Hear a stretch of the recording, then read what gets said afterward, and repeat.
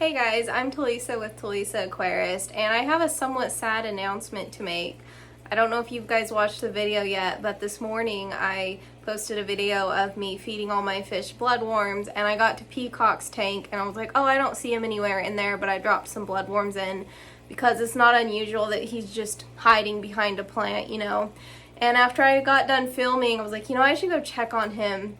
And I looked in his tank and couldn't find him anywhere, and I found his mostly decomposed body behind a large plant. While it is sad, I was expecting this, and that's why I check for him every day, because I knew any day now I could find him dead in his tank. And I thought this would be a good opportunity to share with you guys what I do when a fish dies. This may not be for everyone, but I leave the fish in the tank. My tanks are ecosystem tanks, they're dirted tanks, so a fish's dead body is great fertilizer for the plants. Will it cause an ammonia spike? Possibly, but it's not anything that the plants in the tank can't deal with. There are only shrimp in the tank at this moment, so it shouldn't harm them. There's lots of plants in the tank. Let me just show you the tank real quick so you can see. This is, or was, Peacock's tank. It is a 5.5 gallon tank. It is very heavily planted. I just pulled out some floaters yesterday. Don't worry, you guys won't be able to see him in this video. He's behind some plants, so you don't have to worry about that.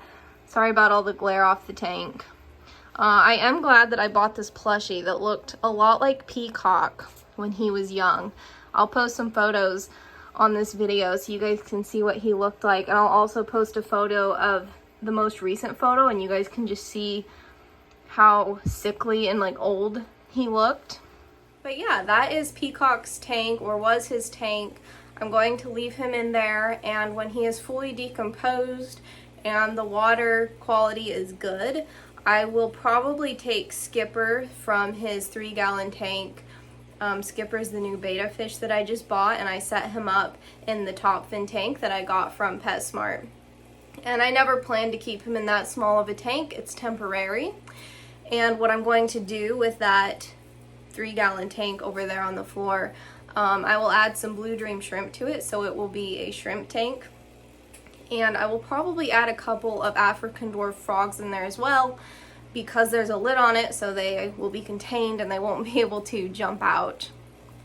Some of you guys are probably wondering how old Peacock was. I had been saying he was getting old and I could tell he wasn't going to live much longer. So it is currently January, and I bought him last year in July. So I didn't even have him for a year. And this is what happens when you buy beta fish from Petco. If you want a healthy, vibrant beta fish that has a longer lasting life, do not buy from Petco. Petco, their beta fish just have horrible genetics. They don't live for very long. Now, if you want to rescue one, you know, that's great. I'm not saying you're a horrible fish keeper if you buy from Petco, but you're just not going to get a very good quality fish if you buy from Petco. I would recommend finding a local fish store that you can go buy from.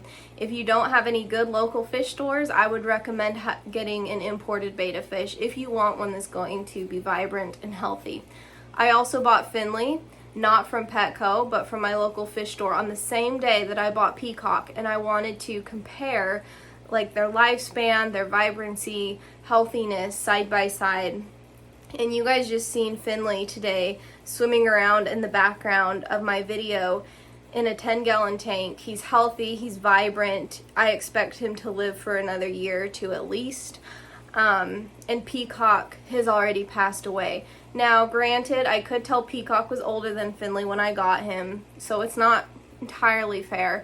But for me to have a beta fish that only lived with me for like half a year, that just got old so quickly and didn't live very long. He's kept in a planted tank with plenty of space to swim around and explore. I took great care of him the whole time that he was here, and he still died that quickly. It's really sad, and I definitely recommend buying from breeders that have good quality, good genetic beta fish. So for the next few weeks, this tank will just be a shrimp tank. You can see my orange Riley shrimp in here are thriving. There's lots of babies. I'm just going to let them be and just let them get more established and let the tank parameters fluctuate and, you know, get stable again from peacocks passing. And then I will be adding probably Skipper in here so that he's not living in a small tank any longer. And thank you guys for watching this video.